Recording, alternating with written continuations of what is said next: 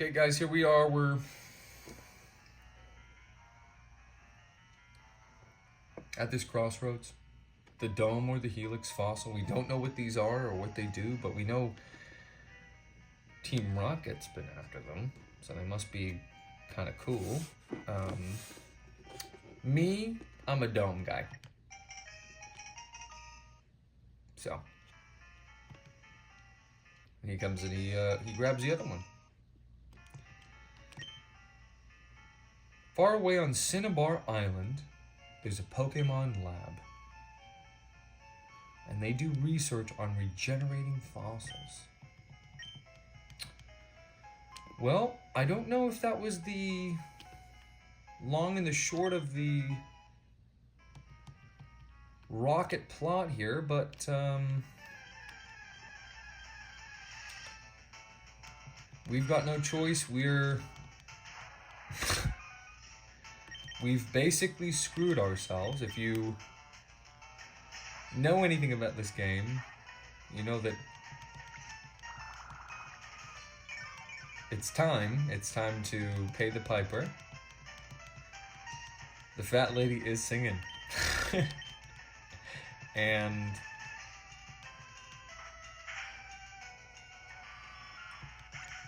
seeing as the only way out of this is getting a Clefairy, we are going to have to get a Clefairy, and the problem is we are very unlikely to get one. It's quite rare. You hear that sad cry when it comes out with a status condition? So I don't know what's gonna happen.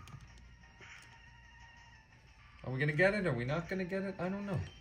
It's the whole point of the journey, you know. And I'm here with you now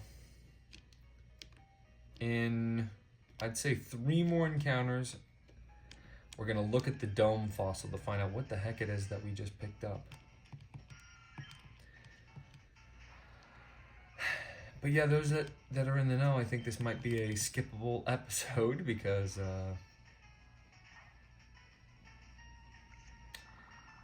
there's only one way out of this cave, and it's this staircase. That can happen to us 13 more times before it's paralyzed. It's basically I'm checkmated. Because Dusty is my carry here. It's not even KOing. Paralyzed. We're fine. That was a critical and it only did 2 damage. Well, a critical, for those who don't know, and it's not stated anywhere, but I think it's it's 2 times, right? It has to be true. If it's 1.5, it's lame. Why would you ever do crits? Okay, cool. This is a freebie. Because we get this Geodude, meaning we can just use Bullet Seed. We know it's going to go down. We will run out of Bullet Seeds, though. That's the problem. This is basically a horror movie. The next step was that 3 encounters? I think that was 2. This will be number 3. Another freebie, another Geodude. Because our only way out at this point, because we are, sorry to break it to you, I don't know why I'm doing this. It's not a nice thing to do, but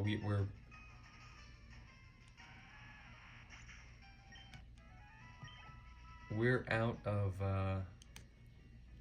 the cave if we go up that ladder.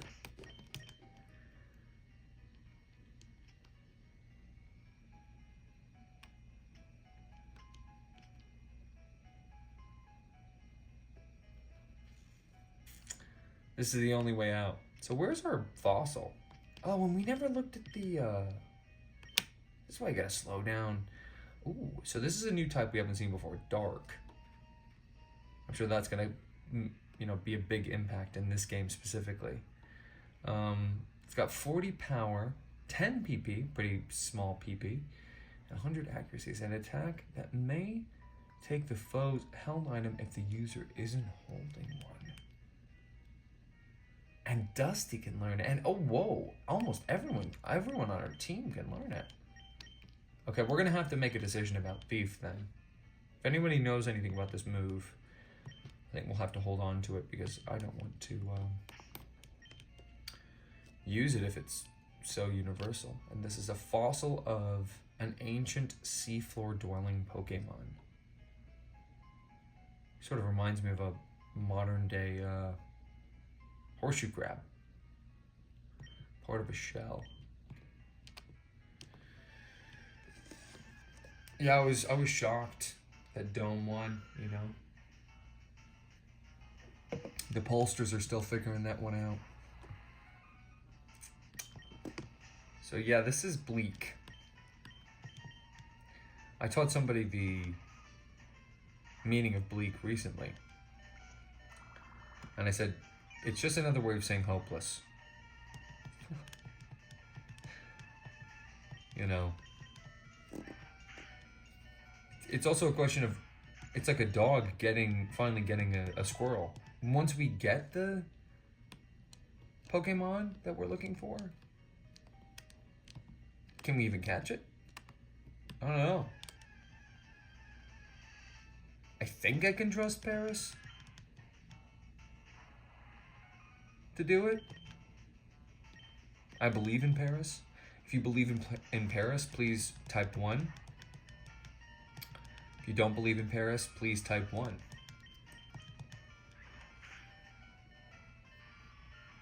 I've switched to Quick Attack.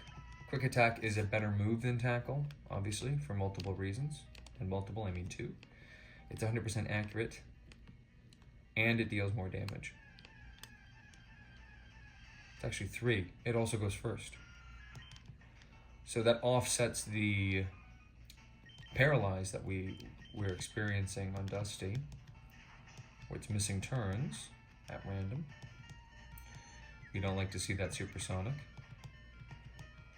We now have 2 layers of nasty status to bust through, and of course Dusty does it. That was an instance where it was undebatably correct to Quick Attack. Because when it's paralyzed, it's no longer faster than the Zubat. So guys, place your bets about what's going to happen this episode. This is more of a inside baseball kind of episode. If you know, you know.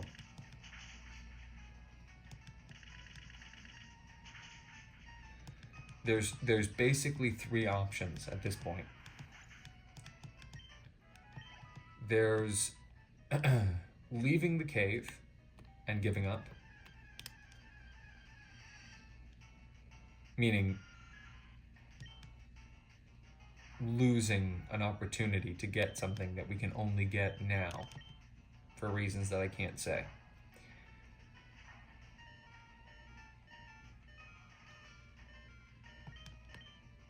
We could continue to stay in the cave, but not continue to fight the Pokemon that we're seeing. We can start running from them.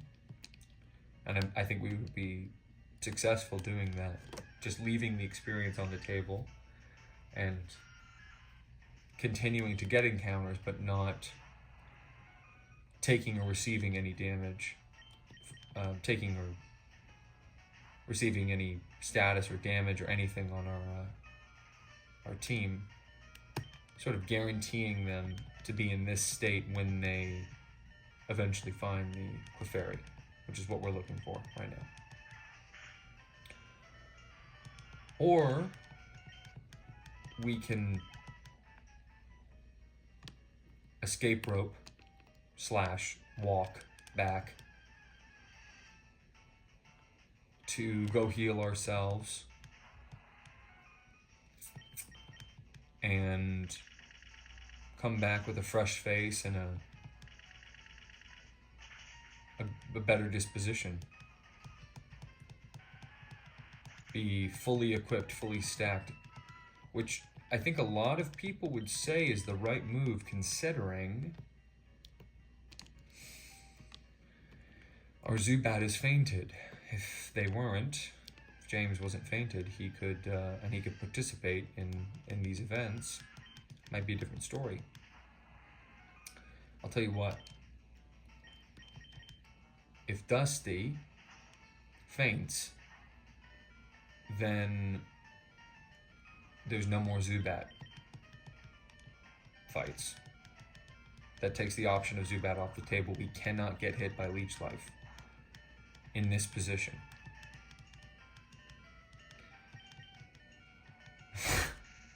It's the most inconsequential fork in the road that's probably ever existed. But these are the considerations that you have to make when you run out of resources, and we have.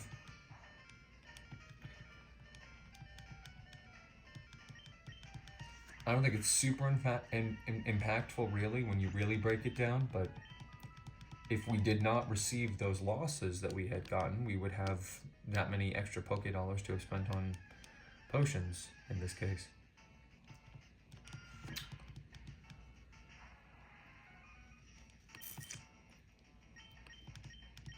There's also the question of what comes next, especially if we leave the cave. You see, if we leave the cave, we cannot use the item escape rope. It's now nullified. It will take us back to the beginning of the cave exit, if we exit, because it brings you to whichever location that you last left. So if you go up that ladder at any point, even accidentally, although I'm not 100% sure that it leaves the cave, but I'm pretty sure, leaves the mountain, Mount Moon.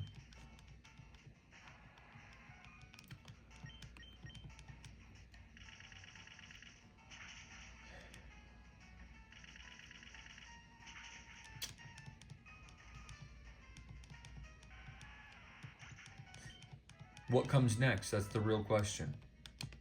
Because it's basically on Charlie's shoulders right now. Whatever comes next. You know, I don't care how high Dusty's level is. And Charlie's getting up there too. You know, level 16 compared to... What's the highest we've seen in this cave? 11?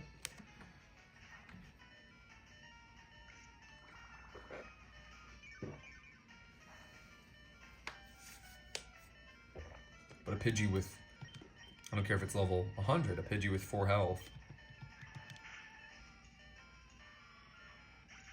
dealing this amount of damage every time,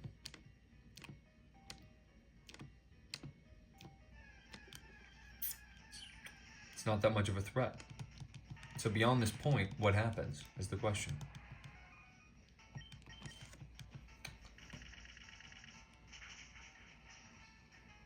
If you ask me right now, and you can, I want to have honestly, I want a discussion to be spurred on from this about what the right play is.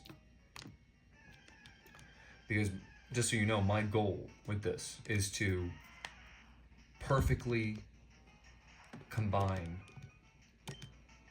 if I can, the play style of getting to the next part of the game as quickly as possible, while simultaneously experiencing every piece of the game up until that point.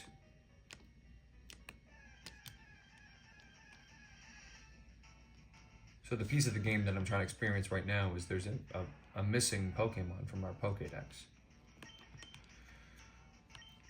that I want to capture in this cave.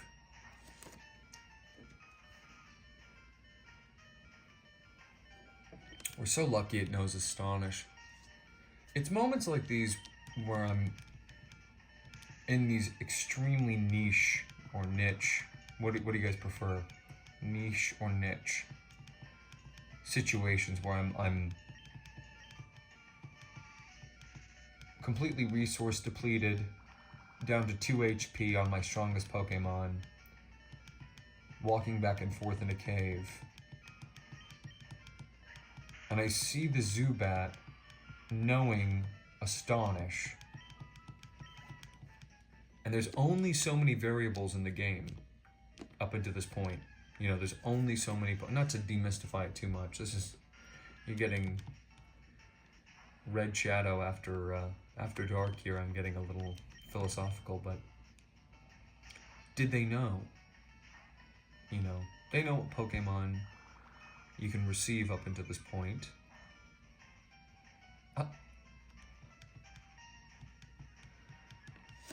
Goodness. We could completely screw ourselves here if we don't play this right. Not that it would be so devastating to be sent back to the front of Mount Moon, but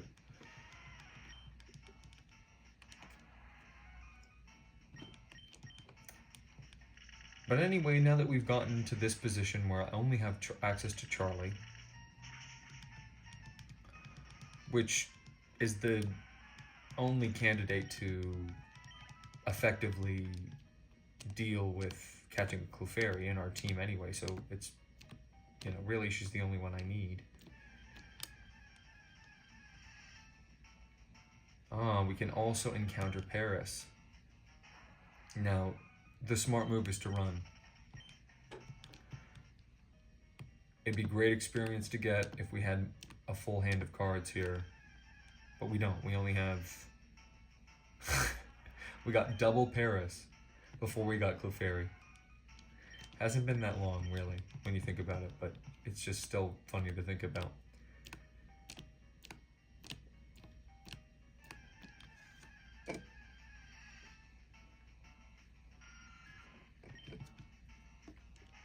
But yeah, I'm essentially on a path now. I didn't intend to. I didn't know that Leech Life was going to critical hit. It's one of the funny stories about this game, I guess.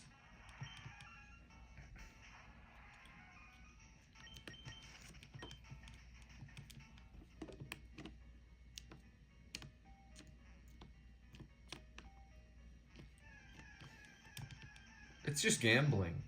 I mean, when you really break it down, that's what it is. It's gambling. Anybody who likes this game likes gambling.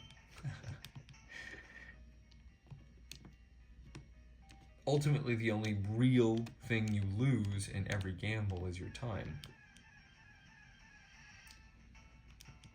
That's why they call it a game.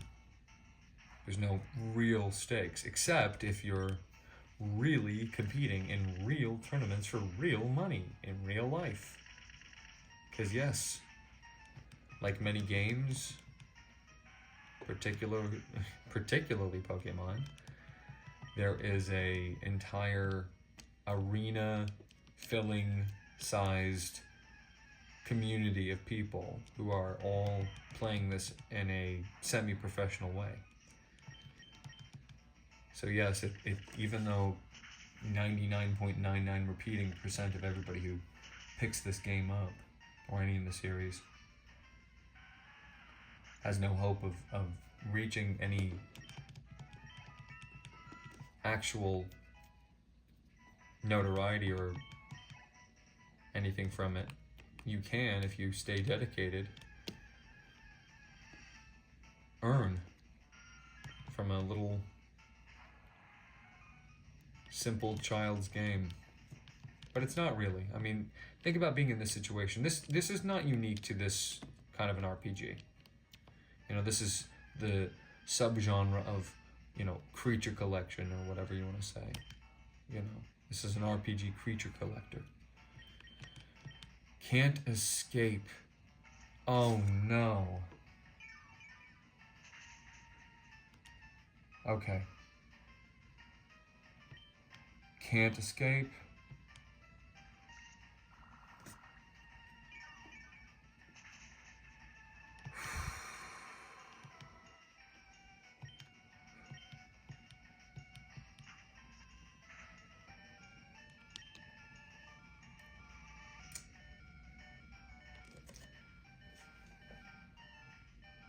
What's the right play in this situation?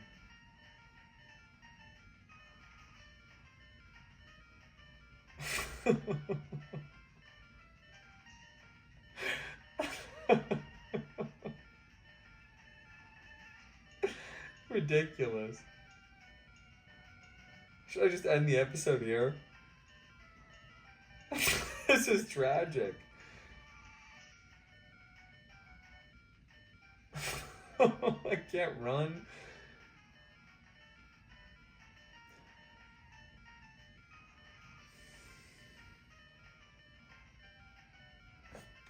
We're gonna scratch. We're gonna claw our way out of this.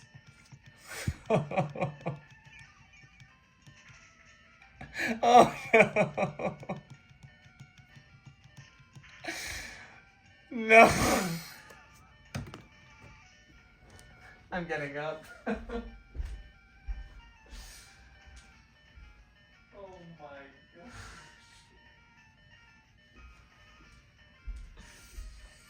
god. Okay, well, we'll do this next time.